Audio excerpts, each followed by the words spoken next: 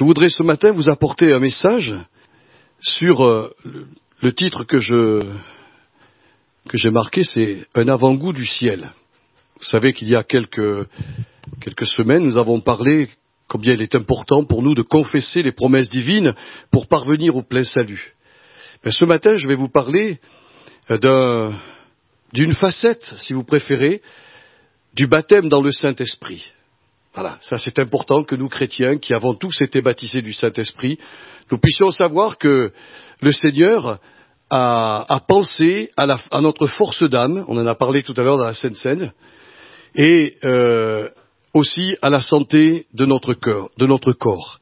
Et vous allez voir que le baptême du Saint-Esprit concerne ces deux domaines aussi. Il concerne d'autres domaines, mais il concerne également ces deux domaines. Et je vais vous en parler ce matin. Mais je voudrais vous dire, frères et sœurs, comme tous les chrétiens, vous avez certainement expérimenté, dans des circonstances difficiles, pénibles, un épuisement psychique avec l'envie de tout laisser tomber. Comme on l'on dit vulgairement, j'aimerais aller sur une île déserte. On a envie de tout plaquer, on a envie de tout lâcher, on a envie de tout délaisser parce que nous sommes confrontés à un problème qui est tellement énorme et qui nous dépasse. Et ce problème, malheureusement, va même altérer nos propres forces physiques. Regardez quelqu'un qui n'a pas le moral, quelqu'un qui est abattu, quelqu'un qui n'est pas bien dans son âme, c'est quelqu'un qui physiquement va avoir des problèmes. Parce que le corps n'étant qu'un outil, eh ben, cette personne va avoir les muscles qui vont lui faire mal, elle va plus pouvoir courir, tout ce qu'elle fait, c'est épuisant, quoi. Et oui, il y a un rapport étroit entre l'âme et le corps. Qu'est-ce que vous avez fait lorsque vous avez été confronté à de tels problèmes? Oh, certainement, vous avez fait comme moi je l'ai fait, vous avez prié pour vous-même, pour connaître évidemment les causes de ces asthénies, qu'elles soient psychiques ou qu'elles soient physiques. Vous avez peut-être aussi demandé l'intercession des chrétiens à votre église locale. Vous avez peut-être aussi sollicité l'onction d'huile et la prière des anciens avant de vous tourner vers les bienfaits de la science moderne, comme la chimiothérapie, la chirurgie ou la radiothérapie. Toutes ces choses sont très bonnes. Rien n'est à rejeter et nous n'avons pas à nous sentir coupables lorsque nous les pratiquons. Mais il y a quelque chose que les chrétiens occultent trop souvent, à mon goût. Ils oublient que lorsqu'ils ont été baptisés dans le Saint-Esprit, ils ont accueilli dans leur être le plus grand de tous les médecins, le El Rapha de la Bible, celui qui a dit aux Israélites, mais je suis l'Éternel qui te guérit. Quand nous avons été baptisés dans le Saint-Esprit, ce Dieu El Rapha est entré en nous et il est meilleur qu'un psychologue. Il est meilleur qu'un conseiller spirituel. Il est meilleur qu'un psychiatre.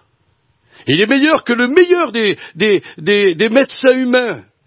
Il est meilleur qu'un chirurgien. Et je dirais même que parfois il utilisera ces personnes-là pour nous apporter un bien dans notre vie, mais c'est lui derrière qui est le grand et le puissant médecin. C'est peut-être ce qui a poussé David, dans le psaume 103 au verset 3, à dire « Mon âme », il ordonne à son âme, « Mon âme, je t'ordonne, bénis l'Éternel, et n'oublie aucun de ses bienfaits. » Et il rajoute pourquoi? Il dit « Car c'est lui qui pardonne tous tes péchés, c'est lui qui guérit toutes tes maladies. » Je me suis aperçu qu'à la veille où Jésus allait repartir dans sa gloire, il va dire à ses disciples qui sont complètement paniqués, mettez-vous à leur place, ils sont totalement paniqués, voilà ce qu'il va leur dire. Il est avantageux pour vous que je parte vers mon Père, car en réintégrant ma gloire céleste, je pourrai vous envoyer la personne du Saint-Esprit. Alors voyez-vous, mes frères et mes sœurs, le baptême dans le Saint-Esprit va plus loin qu'une expérience mystique. Il va plus loin qu'un sceau d'appartenance. Vous savez, dans Éphésiens, il est dit que lorsque nous avons cru, nous avons été scellés du Saint-Esprit qui avait été promis pour le jour de la rédemption. C'est-à-dire que le jour où on va vraiment rentrer dans la gloire éternelle. Mais je crois que le baptême dans le Saint-Esprit va plus loin qu'un sceau d'appartenance et encore plus loin qu'un don spirituel, quel qu'il soit. Si vous manifestez un don spirituel que vous avez reçu grâce au baptême dans le Saint-Esprit, merci Seigneur, c'est super. Mais ce que je vais vous parler ce matin, ça va beaucoup plus loin, beaucoup plus loin. En réalité, le Saint-Esprit est une personne. C'est la troisième personne de la divinité. Il a les mêmes attributs que les deux autres personnes, que le Père et le Fils. Sa mission, si je puis me permettre de vous dire cela, mais quand Jésus leur a dit, il est avantageux que je m'en aille parce que lorsque je serai parti, que je serai glorifié, je vous enverrai le Saint-Esprit, il a reçu l'Esprit Saint une mission précise. La première de ces missions, c'est de nous ouvrir la porte sur le surnaturel. C'est incroyable. Mais tout ce que nous parlons ce matin, c'est du surnaturel, mes frères et sœurs. Si vous voulez avoir un cours d'éloquence pour prêcher, vous ne le trouverez pas dans la Bible. La Bible nous dit le Saint-Esprit en toi te permettra de parler. Alors on est tous différents, des personnalités différentes, des dons différents, et chacun est comme un diamant merveilleux entre les mains de Dieu pour convertir, pour apporter la parole de Dieu et voir des belles choses. Le surnaturel. Quand le Saint-Esprit nous a baptisés dans sa propre personne, il a ouvert pour nous la porte au surnaturel. Mais il a fait plus que cela. Il a pris la vie de Jésus, cette vie ressuscitée, cette vie glorieuse, et il nous l'a donnée. La Bible nous dit que lorsque le Saint-Esprit nous a été donné, il a amené avec lui la vie. On l'appelle d'ailleurs dans Romains 8 l'esprit de vie, qui nous apporte la Zoé de Jésus, cette vie merveilleuse, dont il a le devoir de la communiquer à nos âmes et de la faire grandir à l'intérieur de nos âmes. Et puis, vous savez aussi qu'il a une mission pour nous, c'est de nous remplir de sa propre capacité pour que nous soyons dans le monde des témoins. Témoins pas simplement avec la bouche, mais témoins avec les comportements. Témoins avec, il ne faut pas que nous entrions dans l'église, dans un lieu saint, le dimanche, et que nous changions de langage, que nous changions d'attitude pendant le temps où nous sommes là, et puis en dehors, on reprend notre ancienne vie. Ça, c'est du théâtre, ça, c'est de l'hypocrisie, on joue un rôle. Mais c'est pas ça, un chrétien. Un chrétien, c'est quelqu'un qui va être un témoin, aussi bien en pensée, en parole qu'en acte. Ça, c'est le rôle du Saint-Esprit. Alors avant de lire le passage que mon frère va mettre tout à l'heure, il y a encore 3 avantages qui sont liés au baptême dans le Saint-Esprit. Je vais très rapidement vous les montrer.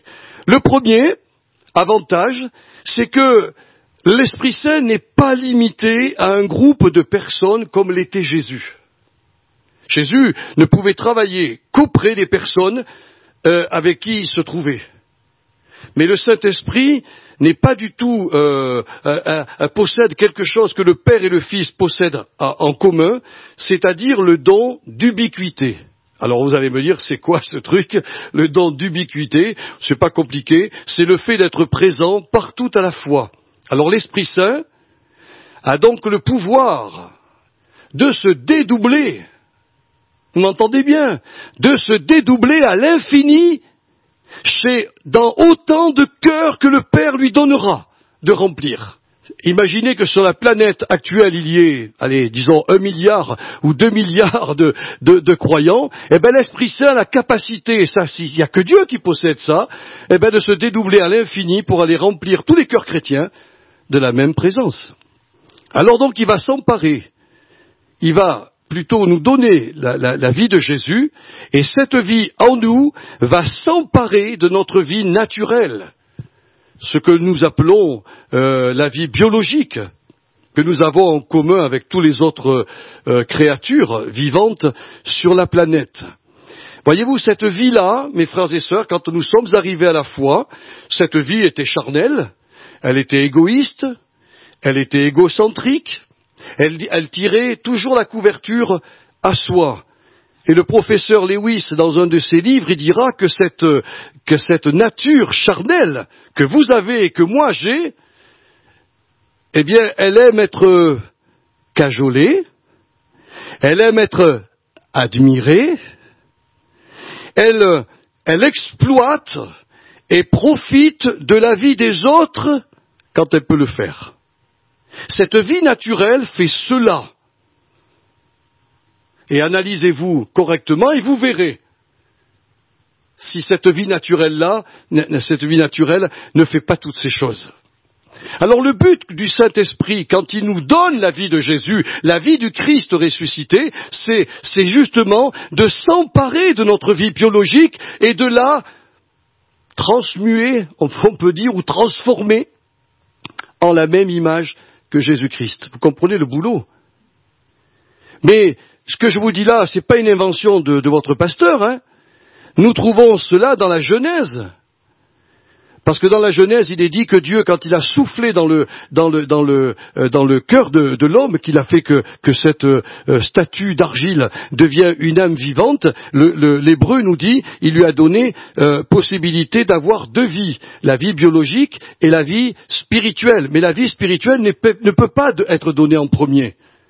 La vie que nous avons tous, avec tous les êtres humains, c'est la vie biologique. Et cette vie-là, elle s'affaiblit, elle dépérit, et puis jusqu'au moment où elle va disparaître de la planète Terre. Or, le but du Saint-Esprit, c'est pas de nous faire simplement parler dans un don spirituel. C'est pas simplement faire que nos réunions soient enflammées. Ça, c'est bien, il le fait.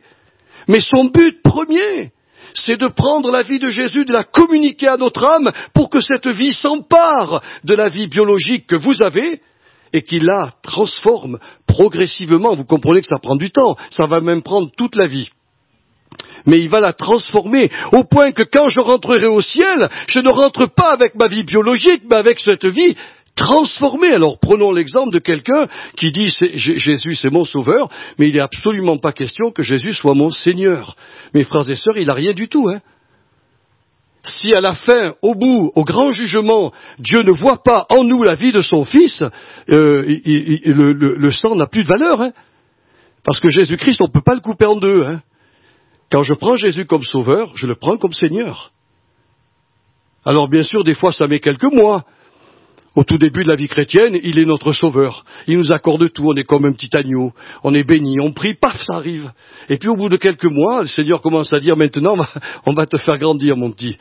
Et il commence à permettre que certains problèmes reviennent, que certains traits de caractère que nous détestions, plouc, ils arrivent à nouveau. Pourquoi? Pour nous embêter? Mais non, pour transformer ces choses, pour nous faire grandir et nous faire arriver à la vie spirituel.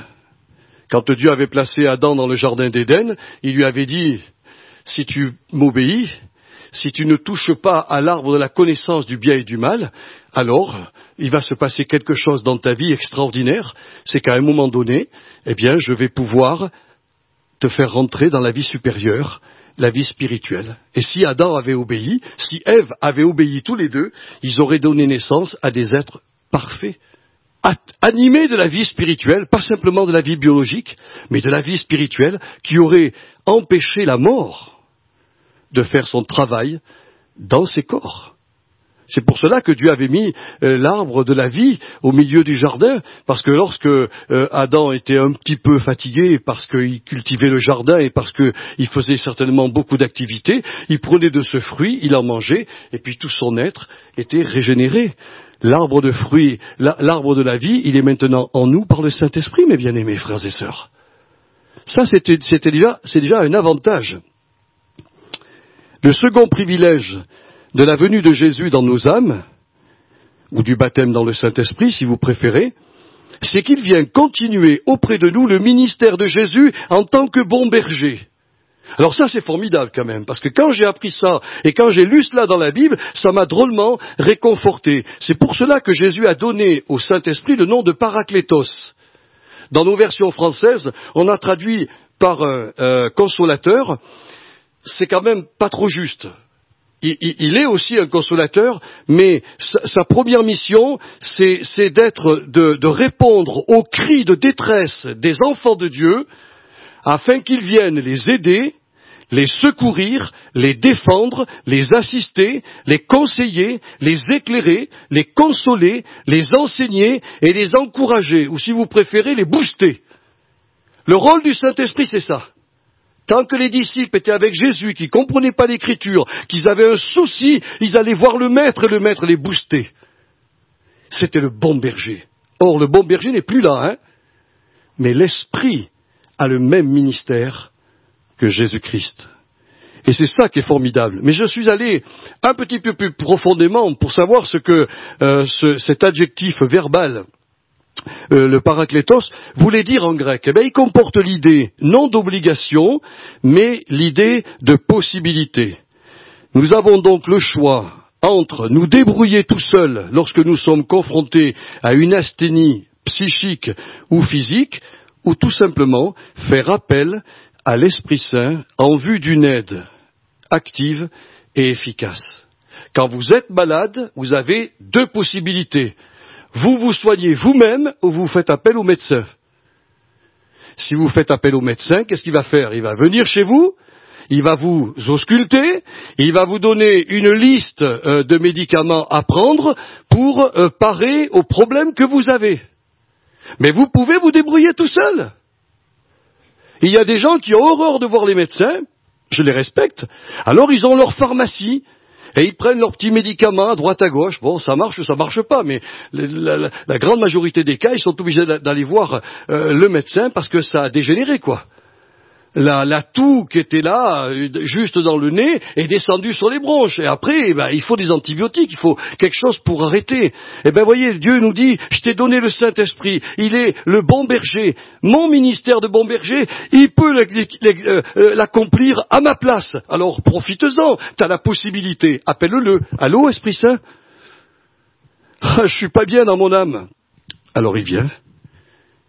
J'ai souvent eu, et peut-être vous avez fait la même expérience, il y a des moments, des coups de blues, où je ne savais plus où j'en étais, puis dans la journée, voilà pas qu'un message m'est envoyé par SMS, avec une parole qui me booste, qui me remet, mais c'est parce que Dieu a entendu, le Saint-Esprit l'a entendu, et il m'a encouragé. Ou alors c'est un texte biblique, que je lis, un message, qui vient du Top Chrétien ou d'ailleurs, et ce message correspond à ma situation. Je me dis même, mais le gars, il a dû écrire ça la veille, c'est pas possible. C'est pour moi. Mais le Saint-Esprit connaît toutes choses. Mais il vous laissera jamais, jamais tomber. Alors j'aimerais maintenant vous parler, assez rapidement, du troisième avantage lié à la venue du Saint-Esprit dans nos êtres. Alors on va lire deux passages. Le premier dans Romains 8, du verset 9 jusqu'au verset 11, et ensuite on lira dans Hébreux, chapitre 6, versets 4 à 6. Pour vous, vous ne vivez pas selon la chair, mais selon l'Esprit, si du moins l'Esprit de Dieu habite en vous. Si quelqu'un n'a pas l'Esprit du Christ, il ne lui appartient pas. Et si Christ est en vous, le corps, il est vrai, est mort à cause du péché, mais l'Esprit est vie à cause de la justice. Et si l'Esprit de celui qui a ressuscité Jésus d'entre les morts habite en vous, celui qui a ressuscité Christ d'entre les morts, notez bien cette expression parce que je vais m'en servir, rendra aussi la vie à vos corps mortels par son Esprit qui habite en vous. Et dans la lettre aux Hébreux, nous lisons ceci. Car il est impossible que ceux qui ont été une fois éclairés, qui ont goûté le don céleste, qui ont eu part au Saint-Esprit, qui ont goûté la bonne parole de Dieu, et, notez bien, goûté les puissances du siècle à venir, et qui sont tombés, soient encore renouvelés et amenés à la repentance, puisqu'ils crucifient pour leur part le Fils de Dieu et l'exposent à l'ignominie. L'auteur de la lettre aux Hébreux nous dit que plusieurs chrétiens de l'époque avaient goûté aux puissances des siècles à venir. De quoi parlait-il? en disant cela? Oh, il parlait certainement des interventions miraculeuses qui couleront à flot dans le règne millénaire de Jésus-Christ et qui, dans l'état parfait où nous sommes appelés à entrer, deviendront pour nous un style de vie permanent. Quand nous entrerons dans le surnaturel divin, dans cet état parfait, nous serons plongés dans le miracle perpétuel. Nous serons plongés dans ce flot d'intervention divine qui se renouvellera sans cesse. Eh bien, certains chrétiens des Hébreux à l'époque avaient goûté, hein. Ils s'étaient pas appropriés la puissance à venir, mais ils avaient goûté. Moi, j'aimerais bien goûter, hein, pas vous? Moi, j'aimerais bien goûter. J'ai goûté un jour au sujet de ces puissances à venir, puisque j'ai été délivré de crise d'épilepsie. Mais d'autres chrétiens ont été délivrés de maladies, délivrés d'un tas de choses. Alors voyez-vous, ces choses qui étaient des interventions miraculeuses, eh bien, ils y avaient goûté. Donc, ce qui veut dire que dans leur âme, comme dans leur corps, la puissance divine agissait par le baptême dans le Saint-Esprit. Alors, l'apôtre Paul va nous montrer, dans la lettre aux Romains que nous avons lue tout à l'heure, il va nous montrer que ce baptême dans le Saint-Esprit va agir dans 2 domaines particuliers. Et je pense que c'est très encourageant pour vous, comme pour moi. L'Esprit Saint va donc redonner la vie à vos âmes abattues. Qui de nous peut dire devant les épreuves de la vie, « Oh, je suis assez fort pour affronter ces diverses tempêtes sans l'aide bienfaisante du Saint-Esprit. » Si vous entendez un chrétien parler comme ça, je pense que ce chrétien a perdu totalement la raison. La Bible l'appelle un insensé, parce que c'est de la folie. Vous voulez vous débattre tout seul devant les problèmes et les difficultés de la vie, mais c'est de la folie. Je vous prends un exemple. Regardez David, lorsqu'il revint à Tsiklag, c'était une ville qui se trouvait parmi les Amalécites, dans un pays étranger à Israël. Et quand David est revenu avec sa troupe dans ce village, eh bien, il trouve la ville brûlée et toutes les familles enlevées et déportées. Ils sont arrivés dans cette ville, enfin imaginez-vous que vous rentriez chez vous et que vous ne voyez plus votre famille, plus vos amis, plus rien, ils sont tous déportés. David, devant ce choc avec toute son armée, ils se sont mis à pleurer. Il a eu un état d'âme incroyable. Son âme fut plongée dans une grande angoisse, nous dit le texte dans 1 Samuel 30, les 6 premiers versets. Il était plongé dans une angoisse terrible, au point qu'ils ont pleuré et gémi toute la journée. Mes frères et sœurs, toute la journée jusqu'à ce qu'ils aient plus de larmes. Donc l'angoisse devait être terrible quand même. Ça devait être affreux. Et puis voilà que le texte nous dit, à un moment donné, tout changea. Il est dit que David reprit courage en s'appuyant sur l'Éternel son Dieu. Alors moi je suis un chercheur, dans ma tête je me dis, attends Seigneur, moi je connais ta parole, il est dit dans ta parole, l'esprit abattu, qui le relèvera? Je me dis, David a l'esprit abattu, mais qui peut donc le relever? Et le Seigneur m'a montré ce qu'il avait eu. David faisait partie des privilégiés qui avaient été baptisés du Saint-Esprit. Il avait reçu le Saint-Esprit. Les rois, les prophètes et le souverain sacrificateur d'Israël étaient oints du Saint-Esprit. David avait l'Esprit Saint en lui, puisqu'il dira au Seigneur, ne me retire pas la présence de ton Esprit dans mon cœur. Eh bien, l'Esprit Saint qui habitait en lui à un moment donné, il l'a laissé faire. David a choisi de pleurer toute la journée. Et puis à un moment donné, quand il n'en pouvait plus, l'Esprit Saint lui a envoyé, ou dans son réservoir d'espérance, il lui a remis des paroles. Il lui a rappelé ce qu'il avait fait quand il était enfant, comment il avait déchiré le lion, comment il avait abattu l'ours. Et en se souvenant de ce qu'il avait fait, comment il avait détruit Goliath. Le Saint-Esprit lui a dit, mais cette situation-là, elle n'est pas désespérée. Oui, ça crée des problèmes. Mais moi, je suis là. Et il a rempli l'âme d'enthousiasme et de courage. Et il a permis à David d'aller de l'avant malgré ce grand malheur. La seule réponse que nous avons ici, c'est que le Saint-Esprit a fait cette œuvre dans le cœur de David. C'est lui qui a repris courage, mais il a repris courage parce que la Bible dit, l'Esprit abattu, qui peut lui redonner force? Il n'y a que Dieu qui peut le faire. Or, vous avez le Saint-Esprit. La Bible ne dit pas que vous ne serez pas abattu. La Bible ne dit pas que vous ne serez pas découragé.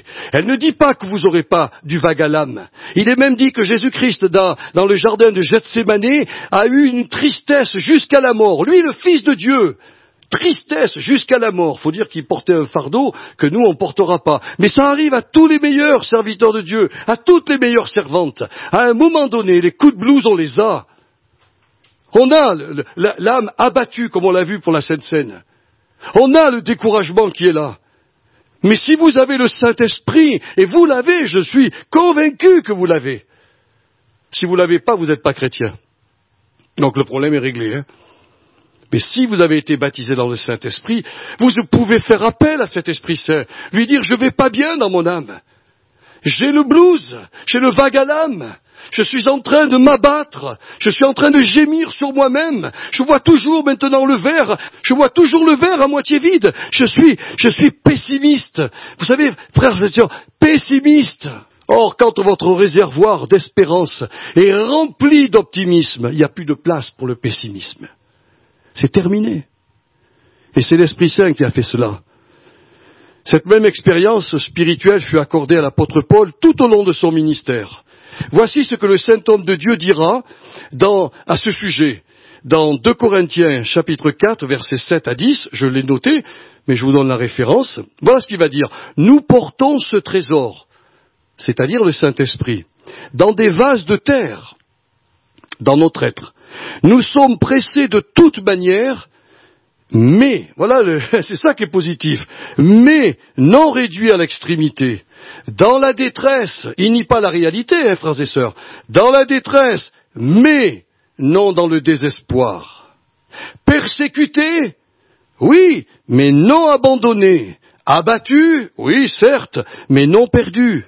Portant toujours avec nous dans notre corps, écoutez bien, dans notre corps, la mort de Jésus, afin que la vie de Jésus soit aussi répandue ou manifestée dans nos corps mortels. Et dans nos corps mortels, qu'est-ce qu'il y a? Il y a l'âme. L'âme est là, le corps ne peut pas vivre sans l'âme. Si l'âme se retire du corps, il est mort. C'est qu'un outil. Alors quand il a parlé du corps dans Romains 8, il n'a pas simplement parlé de notre corps physique, mais il a parlé de notre corps, je dirais notre corps en tant que personnalité. Oh, béni soit Dieu, béni soit Dieu. Paul était persécuté, Paul avait des angoisses, Paul avait des soucis, mais, à chaque fois, le Saint-Esprit lui redonnait de l'enthousiasme, lui redonnait du courage. Il a été abandonné par tous ses compagnons, frères et sœurs, abandonné. Et il a continué son ministère. Ce trésor, nous le portons nous aussi dans nos êtres, et c'est en raison de cette présence que nous pouvons nous attendre à ce qu'il communique à nos âmes le dynamisme, l'enthousiasme et l'optimisme dont vous avez besoin chaque jour pour continuer à marcher par la foi, malgré les vicissitudes de cette vie difficile. Jamais Jésus n'est venu dans ce monde dire aux chrétiens « Vous aurez une vie facile ». Votre vie sera dure, d'autant plus que vous allez être éclairé, sachant que vous avez un ennemi maintenant qui vous hait. Et cet ennemi, il a suffisamment de démons pour vous créer des soucis et des ennuis, pour bloquer la croissance de votre Église, pour freiner votre ministère, pour envoyer dans votre âme, pour jeter plutôt dans votre âme des pensées moroses, des pensées noires, des pensées de dépression. Oui, le diable, c'est son ministère, il le fait très bien. Mais le Saint-Esprit est là pour contrecarrer. Chaque fois que nous sommes pessimistes, le Saint-Esprit nous redonne une dose d'enthousiasme, de dynamisme et d'optimisme. Pourquoi? Parce que Paul a écrit dans les Philippiens chapitre 2 versets 12 à 13, c'est lui qui produit en vous le vouloir et le faire. Le vouloir et le faire. S'il me laissait me débattre dans mes propres soucis, frères et sœurs, je serais fini. Je serai fini, j'abandonnerai. mais il produit en moi le vouloir et le faire. Prenez le temps d'étudier la biographie des hommes et des femmes de Dieu comme Abraham, Moïse, Josué, Joseph, David, Élie, Jérémie, etc. Jérémie, d'ailleurs, on l'appelait le prophète qui pleure. Ah. Un ministère comme ça, faut le faire quand même. Dieu lui dit, mon fils, je te donne un ministère formidable pour les nations. Tu vas aller leur parler, mais ils ne croiront pas en toi. Bon, voilà, c'est clair. Tu vas aller leur parler de ma part, mais sache voilà, ils vont. Eh bien, Jérémie a pleuré souvent. Mais quel puissant ministère! Le Saint-Esprit lui redonnait toujours le courage, puisque l'Esprit Saint résidait en tous ces personnages. Eh bien, dans les moments d'abattement, de dépression, de vague à l'âme, toutes ces personnes, eh bien, furent encouragées et reprirent courage, et reprirent de l'enthousiasme. Et ils étaient optimistes. Ils regardaient la réalité en face et ils disaient à cette montagne, oh oui, tu es bien là, oh, il n'y a aucun problème. Mais sache que par le nom de Jésus, je te dynamite.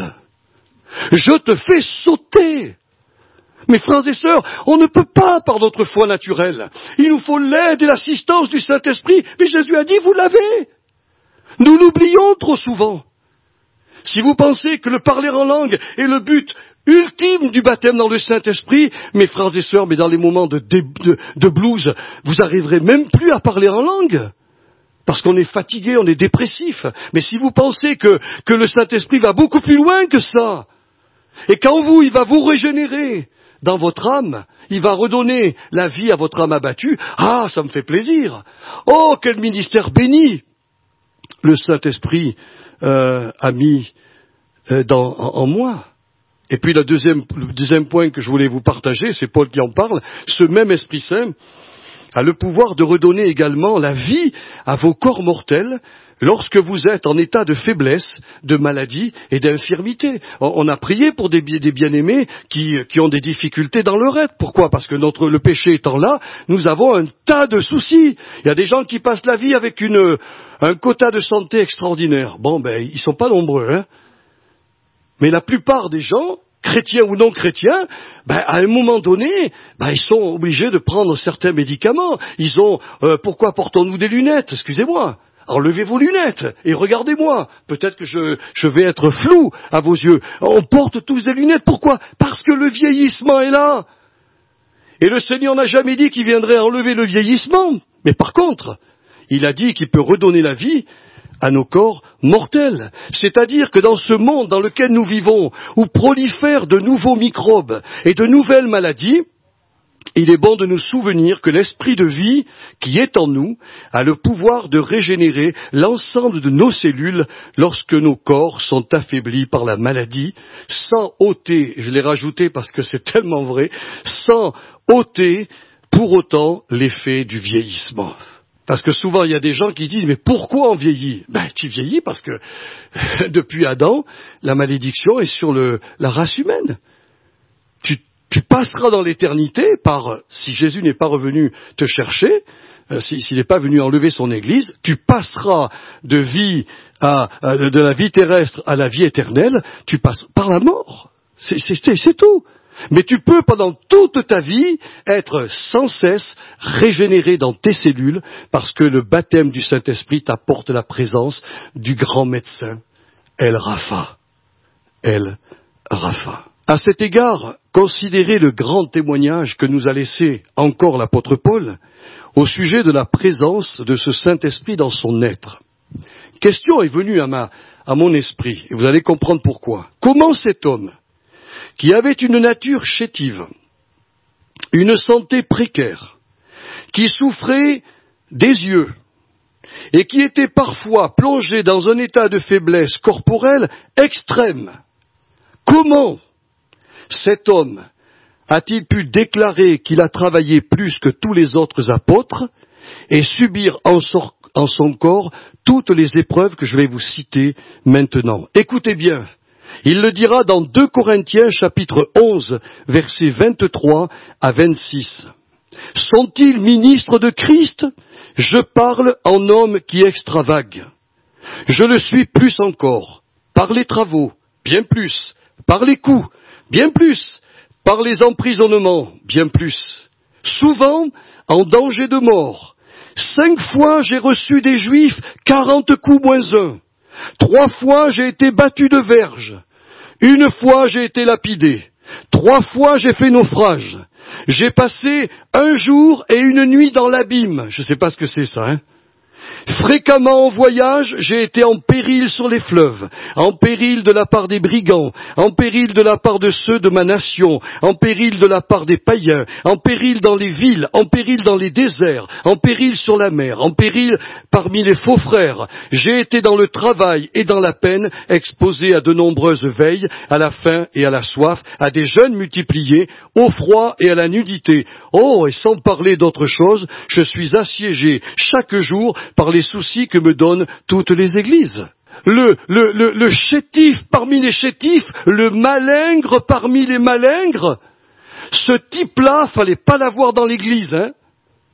On lui aurait pas confié les travaux de notre communauté. Mais par l'Esprit Saint, il a fait des choses impressionnantes. Parce que le baptême du Saint-Esprit, nous l'avons vu dans Romains 8, c'est lui qui a écrit Romains 8, il a dit, il redonnera la vie à vos corps mortels. Au sujet de la lapidation, dans les Actes 14-19, Luc, le médecin bien-aimé, dira que Paul fut traîné par les habitants de la ville de Lystre, hors de leur ville, le laissant pour mort. Donc il devait être amoché, il devait être, mais vraiment mal en point. Alors la suite du texte est époustouflant. Paul se releva et continua son ministère. Allez hop, tranquille. T'as pris des pierres plein la tête, t'as été lapidé, tu saignes de partout, on t'a traîné, ils l'ont traîné comme ça, c'est comme ça qu'ils ont fait. Ils l'ont pris et ils l'ont traîné dans toute la ville de Lystre, à la vue de tout le monde. Il a eu les genoux arrachés, il a eu la chair déchiquetée par ce qu'ils lui ont fait, et cet homme, arrivé au bout de la ville, il se lève et il continue son ministère. Il faut quand même avoir quelque chose en soi qui nous régénère, vous croyez pas ? Oh, si je vous dis ça, frères et sœurs, c'est pour vous donner un encouragement extraordinaire. C'est que le baptême du Saint-Esprit vous permet, même au pire des souffrances dans lesquelles vous vivez, de voir votre corps être totalement régénéré, les cellules être régénérées, votre centre immunitaire être régénéré, parce que le Saint-Esprit est là pour cela. Il a reçu la mission du Seigneur pour cela. Je vous prends un exemple, ou peut-être 3 exemples, mais c'est très rapide. Souvenez-vous de Moïse, qui a 120 ans. Dieu le prit alors qu'il n'avait pas perdu ses forces physiques, et il n'avait pas perdu la vue. 120 ans. Ce papy incroyable, qui sort de 40 ans de désert. Il faut vivre 40 ans dans le désert, hein, avec 3 millions de personnes qui vous cassent les pieds tous les jours, qui râlent en permanence. Moïse sort du désert, Dieu lui dit maintenant mon fils, je te prends avec moi. Il a tellement voulu que Moïse entre dans son ciel de gloire qu'il lui a dit je m'occuperai de ton corps. Si on avait eu le corps de Moïse aujourd'hui, on serait en pèlerinage. Hein. On irait sur la tombe de Moïse, supplier Dieu de nous guérir. Parce qu'on dirait, toi qui as eu 120 ans et qui n'avais pas de problème de santé, oh, je touche ta tombe pour que je sois régénéré. Dieu savait très bien qu'on est capable de tomber dans l'idolâtrie. Il a lui-même enterré le corps de Moïse. Mais cet homme n'avait pas de rides, n'avait pas de faiblesse corporelle. Ses yeux, ils voyaient très clair. Pourquoi ? La Bible dit que l'Esprit Saint habitait constamment la vie de Moïse. Et je repensais à un personnage, mes frères et sœurs, un personnage incroyable. Il s'appelait Samson. Alors Samson, lui, c'est la bêtise à l'état pur. Hein. Il aime tellement les femmes que voilà, il joue un peu avec la puissance qu'il a. Mais c'est un homme qui avait une puissance surhumaine. À la fin de sa vie, on voit bien, on l'attache avec ses yeux crevés, on l'attache aux poteaux, les poteaux principaux d'une grande bâtisse. Et il a dit, Seigneur, donne-moi une dernière chance pour que je puisse détruire ces Philistins. Et puis il a pris les poteaux à bras le corps et puis il a fait tomber toute la maisonnée et il est mort, je ne sais plus combien de centaines, peut-être de milliers de Philistins. Non mais c'est dingue, frères et sœurs. Mais vous connaissez le secret de Samson ? L'Esprit de Dieu lui donnait cette force surhumaine. Et quand je préparais cela, ce matin, il m'est revenu un vieillard, un papy, plus de 80 ans, Caleb, le copain de Josué. Il vient voir Josué qui distribue la terre à tout le monde. Il a plus de 80 ans. Il lui dit, où est mon terrain à moi, dans la terre promise? Oh, il lui dit, tu sais, Caleb, il est là-bas, mais alors là-bas, ils sont encore pires qu'ici. Ils sont dangereux, ces gars, tu peux pas savoir. Ne fais pas de soucis, donne-moi mon terrain, donne-moi mon papier, je vais les conquérir. À plus de 80 ans, mais qui a pu donner une force comme cela à Caleb? Qui? Sinon le Saint-Esprit. Le même Saint-Esprit que Paul a dit, c'est un trésor que vous avez en vous. Il est en vous. C'est un trésor remarquable. Alors je ne peux pas terminer ce message, mes frères et sœurs, sans vous mettre quand même en garde. Parce que les promesses de Dieu d'être régénérés par le Saint-Esprit dans notre âme, comme dans notre corps, sont soumises à condition. Permettez-moi de vous rappeler cette vérité, parce que sinon, le Saint-Esprit peut être empêché de libérer sa puissance en nos âmes comme en nos corps, si nous lui causons du chagrin, de la peine, si nous l'attristons. Je suis allé au texte original pour voir, c'est vraiment faire pleurer quelqu'un. J'ai demandé pardon au Saint-Esprit, parce que je l'ai fait pleurer souvent. Je pense que vous avez besoin, vous aussi, de demander de temps en temps pardon au Saint-Esprit de l'avoir fait pleurer. Parce que nous n'avons pas eu des comportements, des pensées ou des paroles qui étaient justes. Vous savez, on peut l'attrister par la duplicité. Vous savez ce que c'est que la duplicité? Eh bien, c'est le fait de jouer un rôle, d'être une personne, d'être une autre personne que nous-mêmes.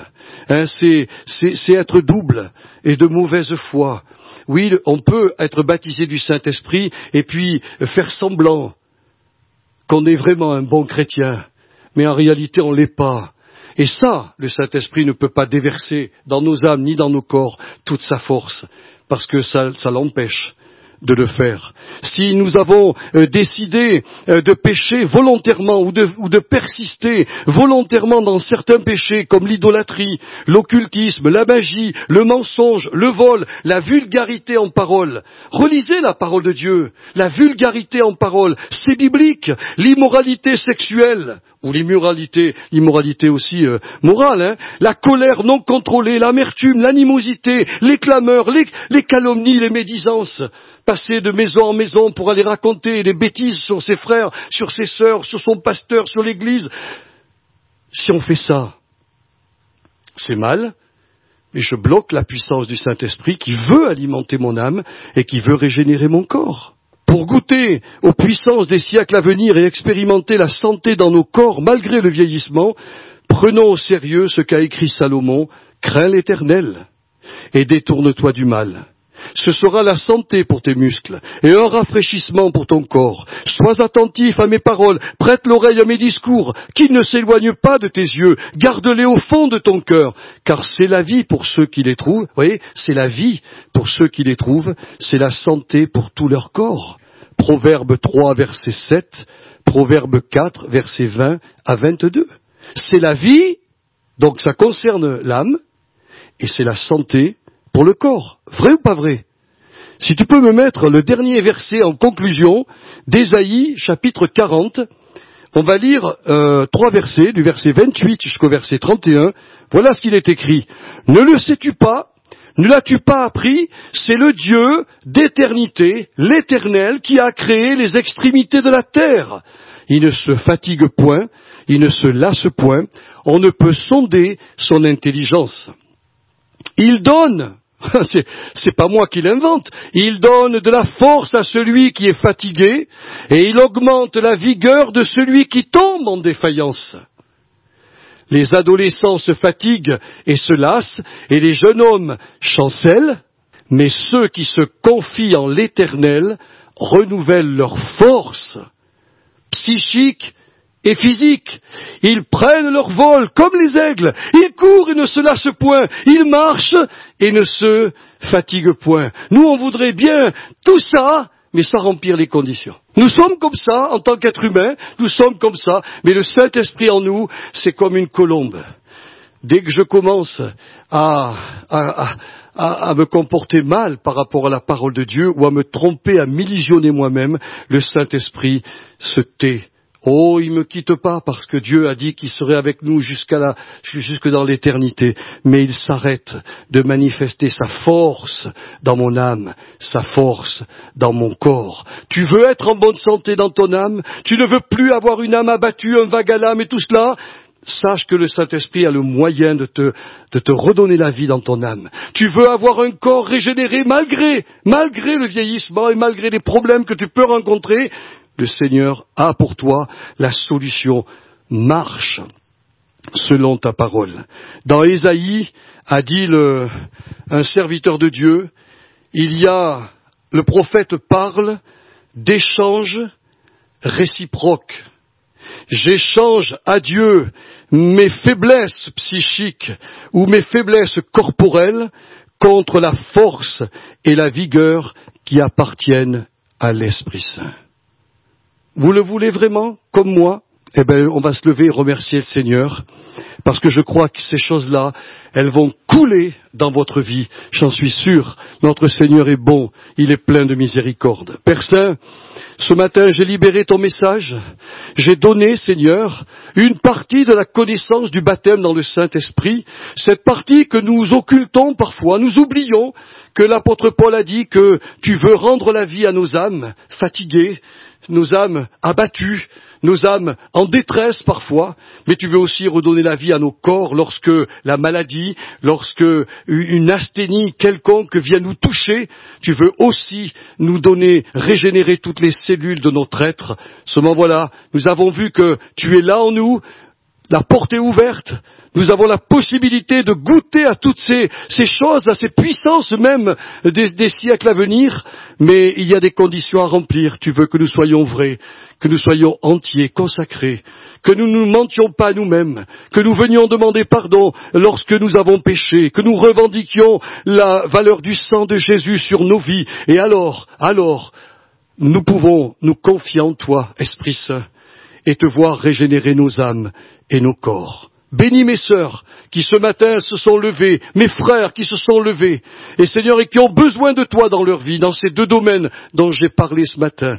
Bénis-les, régénère-les, redonne leur courage, et Seigneur, redonne aussi la vie à leur corps mortel. Avant de redonner la vie à ces corps qui vont être en putréfaction un jour, tu vas les ressusciter pour leur donner un même corps que tu as dans le ciel, un corps spirituel semblable à celui que tu as aujourd'hui. Seigneur, en attendant, nous avons besoin de ta grâce et de ta miséricorde. Je vous bénis mes sœurs et je vous bénis mes frères dans le nom précieux de Jésus-Christ ce matin.